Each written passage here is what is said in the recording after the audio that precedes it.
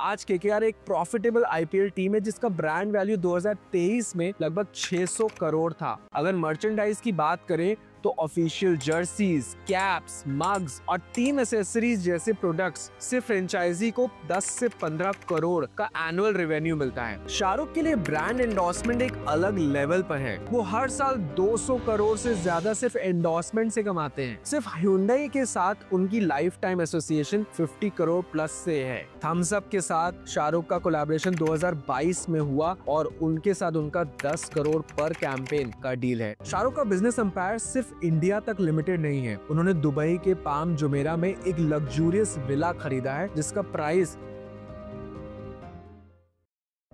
2023 में फोर्ब्स ने दुनिया के सबसे अमीर एक्टर्स की लिस्ट पब्लिश की और चौथी पोजीशन पर थे हमारे king Khan Shahrukh Khan with a total net worth of $770 million, जो इंडियन रुपीस में होते हैं लगभग 6,300 करोड़। लेकिन ये पैसा सिर्फ मूवीज से नहीं कमाया गया। जी हाँ, सुनिए शाहरुख क्या कहते हैं। मैं फिल्मों के लिए बिल्कुल पैसे नहीं लेता हूँ और आजकल तो जैसे लोग समझते हैं मेरी एक्टिंग, वैसे कोई पैसे नहीं देता मुझे एक्टिंग के बट जेन्युइनली मैं नहीं लेता हूँ। मैं एंडोर्समेंट्स के लेता हूँ, मैं लाइव शोज़ के लेता हूँ, मैं बहुत मेहनत से काम करता हूँ। लेकिन फिल्मों में मैं हमेशा सब डायरेक्टर प्रोड्यूसर को कहता हूँ आप फिल्म में लगा दो पैसा, फिल्म अच्छी होनी चाहिए। बट जेन्युइनली मैं कह रहा हूँ। शाहरुख के फाइनेंशियल एम्पायर के पीछे एक मास्टरमाइंड बिजनेसमैन का विजन छुपा हुआ है। आज हम बात करेंगे उनकी लाइफ के उस साइड की जो उन्हें सिर्फ एक एक्टर नहीं, एक पूरा ब्रांड बनाता है। अगर आप इस चैनल पर नए हो तो वेलकम। आई एम जय और मैं एक फुल टाइम बिजनेस ओनर हूँ और पार्ट टाइम यूट्यूबर हूँ from a small city in India. हमारा चैनल नया है तो प्लीज सब्सक्राइब कर लो and trust me, you won't be disappointed. तो चलिए शुरू करते हैं। शाहरुख खान का सफर शुरू होता है दिल्ली के राजेंद्र नगर एरिया से। एक मिडिल क्लास फैमिली का लड़का जो अपनी जिंदगी के बड़े बड़े ड्रीम्स लेकर आगे बढ़ रहा होता है। शाहरुख के फादर एक फ्रीडम फाइटर और बिजनेसमैन थे और उनकी माँ एक सोशल वर्कर थी। ये दोनों शाहरुख के पहले रोल मॉडल्स बने। शाहरुख कहते हैं कि उन्होंने जिंदगी के सबसे बड़े लेसन्स अपने स्कूल सेंट कोलंबास में सीखे। यहाँ उन्होंने स्पोर्ट्स में एक्सीलेंस दिखाया और उनका नाम स्कूल के स्वॉर्ड ऑफ ऑनर विनर्स में शामिल हो गया। लेकिन उनकी जिंदगी का असली टर्निंग पॉइंट था कॉलेज डेज के ड्रामा और थिएटर में इंटरेस्ट लेना। हंसराज कॉलेज के डेज में शाहरुख ने बैरी जॉन के थिएटर ग्रुप से एक्टिंग सीखी और यहाँ से उन्होंने अपने एक्टिंग करियर के फाउंडेशंस रखे। उनका सपना एक सक्सेसफुल एक्टर बनने का तब रियलिटी बन गया जब उन्होंने डिसाइड किया कि वो मुंबई जाकर अपने ख्वाब को पूरा करेंगे। बस 1500 रुपए लिए और सपनों के शहर मुंबई पहुंच गए।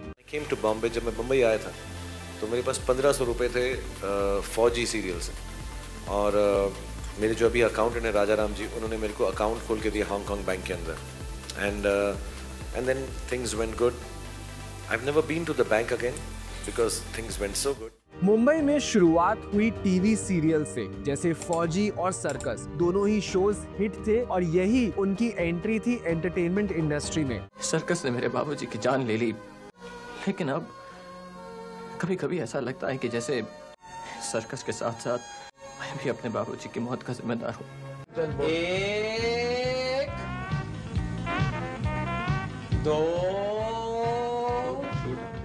1992 में उन्हें अपनी पहली बॉलीवुड फिल्म दीवाना मिली जो एक ब्लॉकबस्टर थी।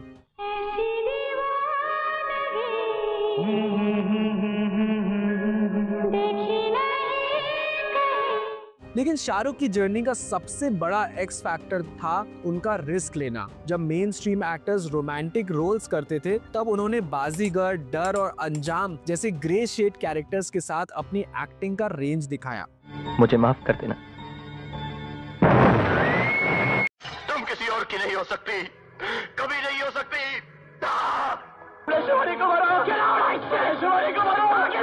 ये वो वक्त था जब लोगों ने उन्हें एक वर्सेटाइल और फियरलेस एक्टर मान लिया था। फिर आई उनकी career defining movie Dilwale Dulhania ले जाएंगे, जो 1995 में रिलीज हुई और जिसने बॉलीवुड का कल्चर ही चेंज कर दिया। आज भी ये मूवी एक टाइमलेस क्लासिक मानी जाती है। तुझे देखा तो ये जाना सनम, प्यार होता है दीवाना सनम।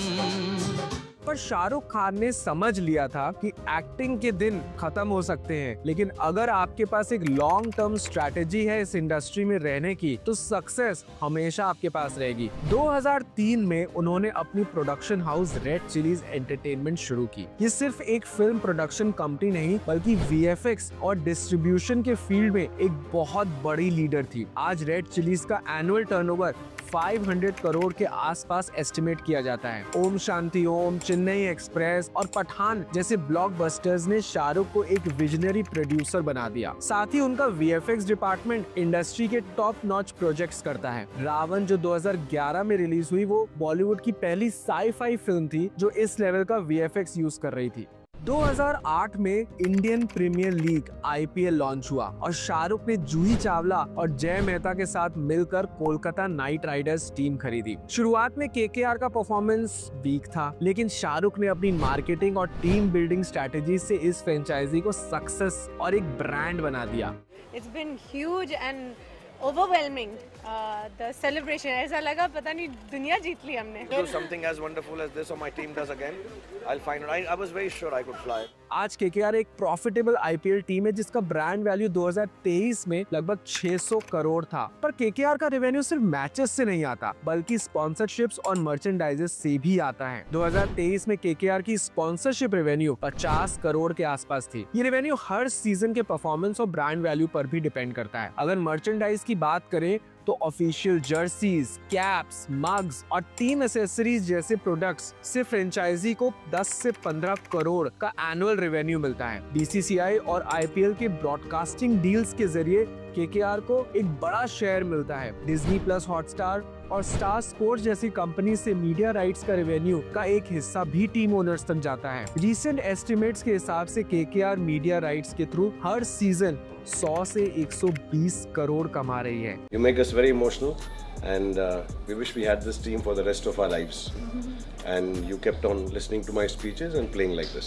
KKR का total annual revenue sponsorships, media rights, ticket sales और मर्चेंडाइजेस को मिलाकर 250 से 300 करोड़ के आसपास होता है। ये सिर्फ एक क्रिकेट टीम का रेवेन्यू नहीं, एक ब्रांड की पावर दिखाता है जिसमें शाहरुख खान का मार्केटिंग जीनियस क्लियरली विजिबल है। शाहरुख के लिए ब्रांड एंडोर्समेंट एक अलग लेवल पर है। 2023-24 के डेटा के मुताबिक शाहरुख का नाम दुनिया के टॉप एंडोर्सिंग सेलिब्रिटीज में आता है। वो हर साल 200 करोड़ से ज्यादा सिर्फ एंडोर्समेंट से कमाते हैं। उन्होंने 1990 से लेकर आज तक 50 प्लस ब्रांड्स को एंडोर्स किया है, जिसमें Hyundai, Lux, Pepsi, Jaguar, Baidu और LG जैसे बड़े नाम शामिल है। Next time I'll catch it. Don't just follow, catch the eye.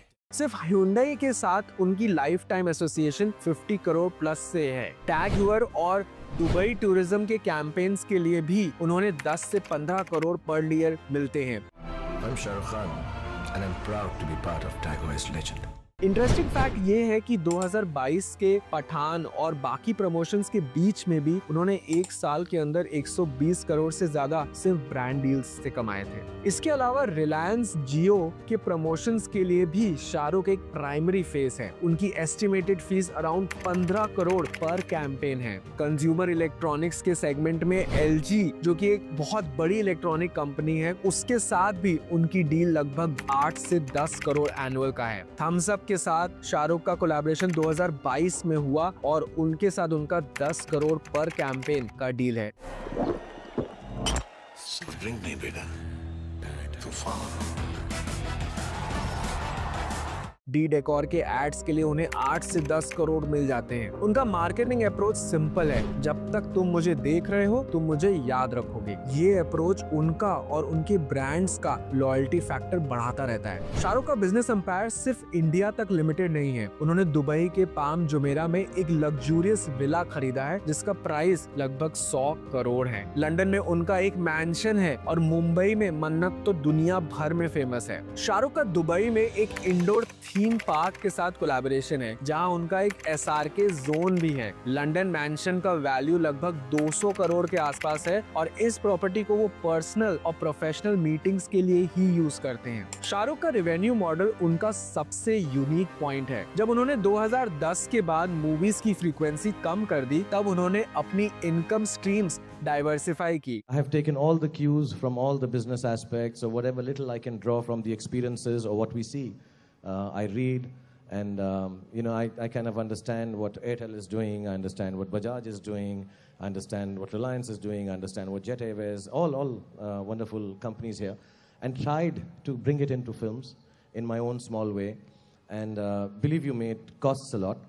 Red chillies entertainment के प्रॉफिट्स, केकेआर के आईपीएल के रेवेन्यूज और एंडोर्समेंट्स से उन्होंने एक पैसिव इनकम इकोसिस्टम जिसे कहते हैं वो क्रिएट किया। उन्होंने less work more impact strategy अपनाई जो उन्हें एक सेलिब्रिटी बिजनेसमैन बनाती है। Well, there are many lessons that one should take from the SRK, but ये 3 सीख हमें लाइफ में बहुत आगे लेके जा सकती हैं। तो पहला, कामयाबी का कोई शॉर्टकट नहीं होता। उनका सफर एक परफेक्ट एग्जाम्पल है कि कंसिस्टेंट एफर्ट से आप कुछ भी अचीव कर सकते हैं। दूसरा, स्मार्ट इन्वेस्टमेंट्स। उन्होंने मूवीज के अलावा एंटरटेनमेंट, स्पोर्ट्स और रियल एस्टेट जैसे फील्ड्स में अपने पैसे लगाए। यही उनका long term wealth building strategy है। तीसरा, ब्रांडिंग जीनियस। शाहरुख अपने ब्रांड के साथ ऑडियंस को इमोशनली कनेक्ट करते हैं। वो एक प्रोडक्ट नहीं, एक एक्सपीरियंस सेल करते हैं, और ये 3 चीजें हमें जरूर सीखनी चाहिए। तो ये थी एसआरके द जीनियस की कहानी, जिसने ना सिर्फ पैसा बनाया बट उसे